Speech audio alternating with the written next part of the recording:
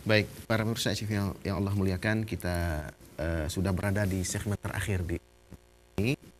Dan kita ingin sebutkan lah, ini kitab Melayu sajalah ya, kitab Arab silakan nanti cek sendiri bagi kita yang memang bisa baca kitab Arab. Saya supaya familiar, saya baca dari kitab-kitab Melayu sajalah. Ini kitab Bahrul Madi, tulisan Syekh Muhammad Idris Al-Mardawi, juzuk ke 2, juzuk kedua, kemudian jilid kedua, juzuk keempat ya. Nanti boleh dilihat sendiri di halaman 83. Ya. Di sini disebutkan bagaimana sebenarnya berzikir secara nyaring dan perlahan itu. Ya. Di nomor masalah 220. Ya. Masalah berzikir kemudian daripada sembahyang dengan nyaringkah atau tiada nyaring. Nah, kita cek lah, betul nggak amalan kita itu amalan mazhab Syafi'i? Ya, silakan cek. Kata Syafi'i di dalam dan barang mana imam berzikirlah ia dengan nyaring atau tidak atau dengan lainnya, maka iaitu elok. Jadi imam silakanlah zikir nyaring atau tidak ya, itu elok saja kata Imam Syafi'i. Dan aku pilih ya. Dan aku pilih bagi imam dan makmum bahawa berzikir ia kemudian daripada lepas sembahyang dan tidak menyaring. Jelas pilihan dari Imam Syafi'i. Beliau ingin pilihkan ini untuk imam, untuk makmum. Anda berzikir, zikir anda itu jangan nyaring kata Imam Syafi'i ya. Dan tidak menyaring oleh keduanya. Kedua-duanya enggak nyaring. Imam enggak nyaring, makmum enggak nyaring. Jadi bacanya pelan. Astaghfirullah, astaghfirullah, astaghfirullah. Allahumma antas salam wa minkas salam. Tabarakta ya dzal jalali wal ikram. Atau boleh juga tabarakta dzal jalali wal ikram. Enggak pakai dza, enggak pakai ya. Boleh dua alternatif ini seperti yang disebutkan dalam kitab Sahih Muslim. Kemudian la ilaha illallah wahdahu la syarikalah lahul mulku wa lahul hamdu wa huwa ala kulli syai'in qadir. Nah, ini kalau dibaca selain dari solat subuh dan salat maghrib. Jadi solat zuhur, salat asar, salat isya itu bacaannya adalah seperti yang kita baca tadi lah. La ilaha illallah wahdahu la syarikalah lahul mulku wa lahul hamdu wa huwa ala kulli syai'in qadir. Tapi kalau untuk solat subuh dan solat maghrib itu ditambah dengan yuhyi wa yumit ya.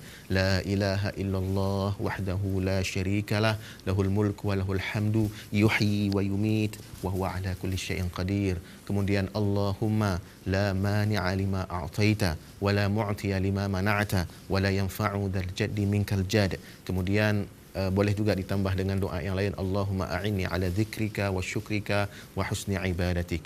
Kemudian dengan zikir-zikir yang umumnya kita sudah gunakan, subhanallah, subhanallah sebanyak 33 kali, kemudian alhamdulillah, alhamdulillah sebanyak 33 kali, kemudian Allahu akbar sebanyak 33 kali. Dan ada beberapa zikir yang lainnya. Baik, para pemirsa yang Allah muliakan. Jadi cara membacanya adalah pelan, tidak nyaring. Ini ucapan Imam Syafi'i ya. Jadi pilihan Imam Syafi'i kepada kita yang imam atau makmum, kita membacanya secara tidak menyaring oleh keduanya akan zikir itu, melainkan bahawa ada ia imam yang wajib ia mengajar daripadanya, maka menyaring ia hingga melihat ia akan sungguhnya telah belajar orang daripadanya, kemudian tiada menyaring ia. Dia memang dikecualikan oleh Imam Syafi'i. Kalau kita ingin mengajar makmum cara berzikir yang benar, bacaan yang benar itu bagaimana, maka imam menyaringkan subhanallah, subhanallah, subhanallah. Jadi dipanjangkan pada dua tempat, pada ha dan pada Allah. Subhanallah, subhanallah, subhanallah. Kalau umumnya mungkin makmum bacanya cepat, salah dibaca. Subhanallah, subhanallah, subhanallah. Imam membetulkan. Subhanallah, subhanallah. Alhamdulillah juga begitu. Alhamdulillah. Lahnya panjang. Kemudian Allahu Akbar. Panjangnya hanya boleh pada Allah. Enggak boleh juga dipanjangkan pada hu, enggak boleh dipanjangkan pada ak, tidak boleh dipanjangkan pada bar, hanya dipanjangkan pada Allah. Enggak boleh dipanjangkan juga pada enggak boleh juga. Maka imam mengajarkan Allahu Akbar, Allahu Akbar, Allahu Akbar. Kadang makmumnya baca Allah, salah, makanya imam mengajari. Jadi bukan juga serta-merta dilarang sama sekali untuk berzikir secara nyaring, tidak. Kalau memang ada maksud untuk ta'lim, mengajarkan cara baca zikir yang benar, maka imam boleh menyaringkan. Tetapi setelah itu bagaimana? Setelah itu tiada menyaring. Kalau dalam anggapan imam, makmum sudah tahu cara berzikir yang diajarkan Rasulullah begini. Cara bacanya juga sudah benar, ya.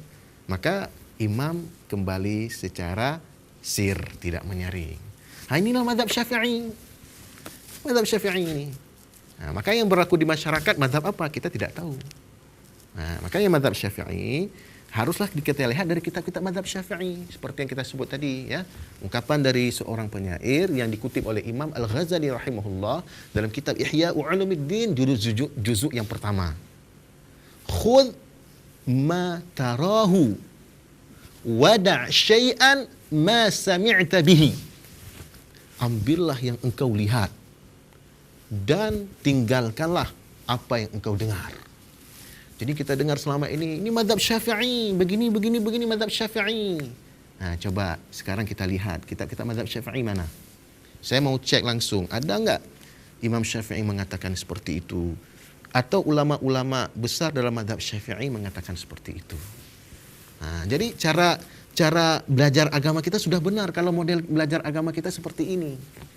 Ya, kalau ada yang menyampaikan sesuatu sebagai Wahabi, kita cek mana kitab-kitab Wahabi.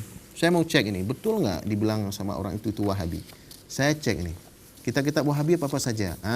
Itu baru benar. Saya contohkan ini. Saya kebetulan bawa sampai 3 jilid ini, ya. Kitab yang paling bagus yang membicarakan tentang Wahabi, boleh baca kitab ini.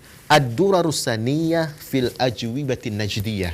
Tulisan dari Abdurrahman bin Muhammad bin Qasim Al-Asimi An-Najdi Al-Hambali rahimahullah, ulama yang hidup pada abad ke-14, ya. Beliau kelahiran 1312, wafat beliau atau meninggal beliau 1392. Jadi ulama abad ke-14, ya. Kita abad berapa? Kita abad ke-15. Abad 15 karena kita sekarang di 1439 Hijriah. Jadi abad ke-15. Nah, beliau ini yang menulis kitab ini hidup pada abad ke-14, ya. Beliau menulis berkaitan dengan Syekh Muhammad bin Abdul Wahhab atau ajaran beliau tadi Wahabi, ya, supaya kita tahu ini Wahabi. Mana kita lihat kitab-kitab yang memang mengajarkan ajaran itu. Coba kita lihat bertentangan enggak dengan Ahlus Sunnah wal Jamaah. Kita cek satu persatu. Di juzuk yang pertama, juzuk pertama bicara masalah akidah, Kitabul Aqaid, juzul awal. Baik, kemudian juz tsani Kitabut Tauhid. Al-juz tsani Kitabut Tauhid. Silakan cek sendiri. Kemudian juz yang ketiga, Kitabul Asma was Sifat. Bagaimana orang-orang Wahabi memahami tentang sifat-sifat Allah? Misalnya istiwa tadi, yad, ya, dan lain sebagainya, maka baca kitab ini. Di sini disebutkan khusus bicara masalah itu, Kitabul Asma was Sifat, juz yang ketiga. Kemudian juga dibahas dalam juz yang kedua. Nah, baik para masyayikh Allah muliakan, jadi jangan ada dusta di antara kita. Silakan nanti kalau misalnya ada sesuatu yang keliru yang kita dengar selama ini, maka kita harus mengecek langsung ke kitab-kitab tulisan dari ulama-ulama mereka sendiri, ya. Jangan kemudian kita langsung cepat menerima lalu kita sebarkan ke masyarakat. Itu tidak ilmiah, bahkan itu berdosa. Seperti yang disebutkan oleh Nabi Muhammad SAW tadi, yang dikutip oleh Al-Imam Muslim dalam kitab Muqaddimah Sahih Muslim, satu hadis dari Rasulullah Muhammad SAW, kafa bil mar'i kadiban ayuhadditha bikulli ma sami'a. Cukuplah seseorang itu disebut berdusta kalau dia menyampaikan semua yang dia dengar. Jadi enggak pernah Yang dia dengar itu dia cek, nggak pernah dia lihat dari kitab-kitab yang ditulis oleh ulama-ulama yang dia persepsikan tadi. Dia persepsikan ulama ini Wahabi. Betul nggak ulama itu Wahabi? Cek dulu lah. Nggak ada upaya-upaya cek. Pokoknya telan saja, terima saja, sampaikan ke orang lain. Berbahaya sekali para pemirsa TV Allah mengatakan. Sangat berbahaya sekali. Maka Al-Imam Ali bin Abi Thalib radhiyallahu anhu ya, menyebutkan dalam sebuah ungkapan beliau, dan ini dikutip oleh Abu Nu'aim Al-Asfahani dalam kitab beliau Hilyatul Awliya. Ucapan beliau, kata Al-Imam Ali bin Abi Thalib radhiyallahu anhu, an-nasu thalatha. Manusia itu ada 3. Yang pertama, alimun rabbani. Ulama yang rabbani, orang-orang yang berpengetahuan, yang pengetahuannya itulah mengajarkan Al-Quran dan Sunnah. Itu orang rabbani, ulama rabbani. Yang kedua, muta'allim ala sabilin najah.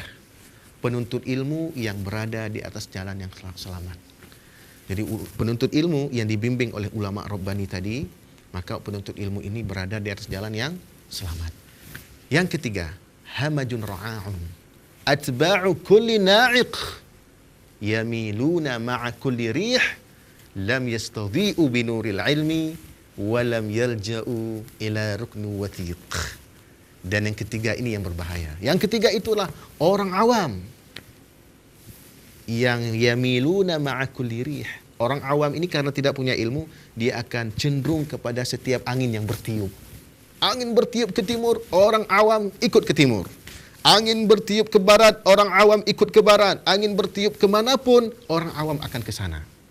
Karena orang awam tidak punya ilmu. Lam yastadhi'u binuril ilmi. Mereka tidak mendapatkan cahaya ilmu. Ya. Kemudian walam yalja'u ila rukni wathiq. Dan mereka pun tidak mau kembali ke rujukan yang kuat. Lam yalja'u ila rukni wathiq. Nah, ini persoalan para pemirsa TV Allah muliakan. Maka sekali lagi saya ingin ingatkan bahwa apabila misalnya kita dengar di masyarakat kita berkaitan dengan sesuatu pemahaman, maka kita coba cek di kitab-kitab yang ada, sehingga kita tidak salah dalam menilai sesuatu pemahaman tersebut.